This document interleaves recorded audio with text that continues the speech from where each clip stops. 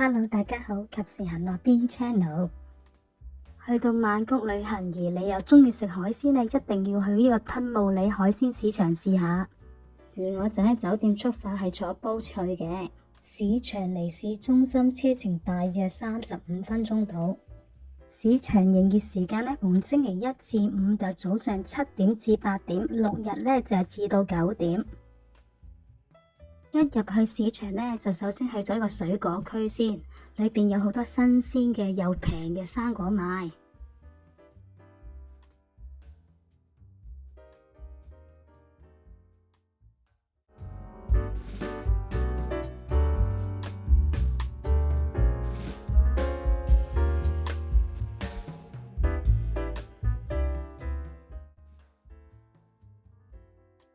再行入去就係呢個海鮮區啦。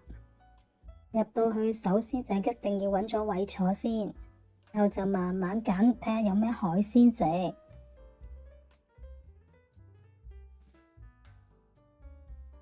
呢度啲海鮮都係來自泰國，海鮮係以公斤計算，仲有免費蒸烤服務。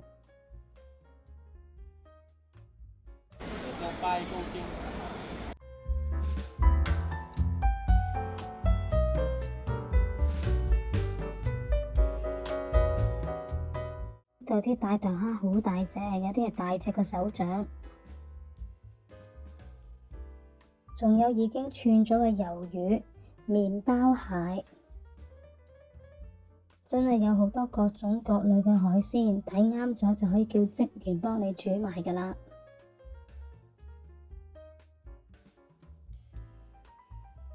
呢度仲有三文魚刺身賣，大概一 pack 90幾蚊港幣到。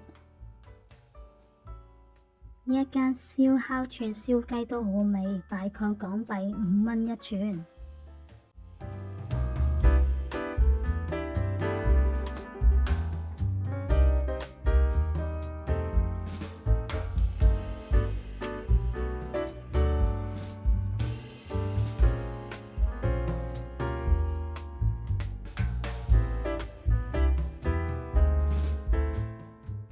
我就揀咗一個新鮮大頭蝦，450匹，大概港幣108蚊到。揀咗之後職員就即場烤俾你睇，確保你係新鮮嗰啲大頭蝦，絕對唔會換咗啲冰鮮俾你嘅。大頭蝦烤得剛剛好，又唔會太生，又唔會太熟，肉質非常鮮嫩，非常好味。呢度啲辣條蝦都好大隻，我就揀咗3隻，大概港幣280蚊到。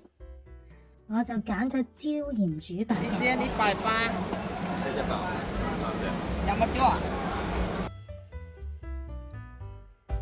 同埋揀咗隻龍蝦，大概港幣500蚊到。同佢講下價佢都會平少少俾你。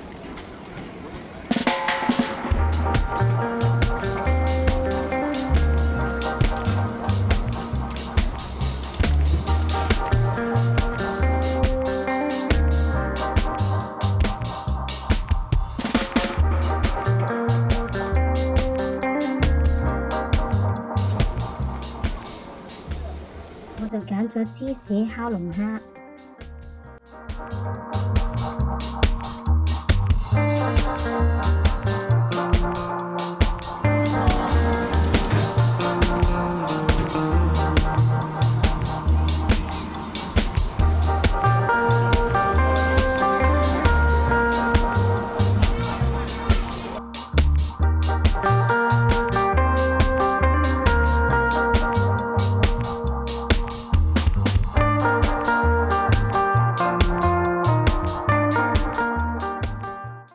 龍蝦都好多肉，味道唔錯，肉質都好鮮嫩。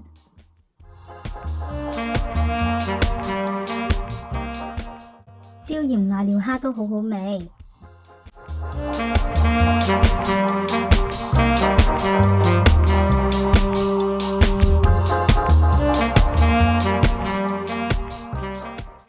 呢度仲有熟食區。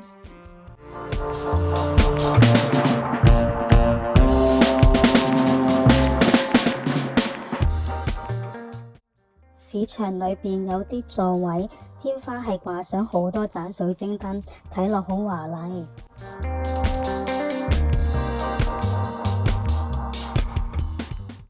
熟食區都好多賣甜品嘅鋪頭，香蕉煎餅一份呢就60匹，大約港幣14蚊到。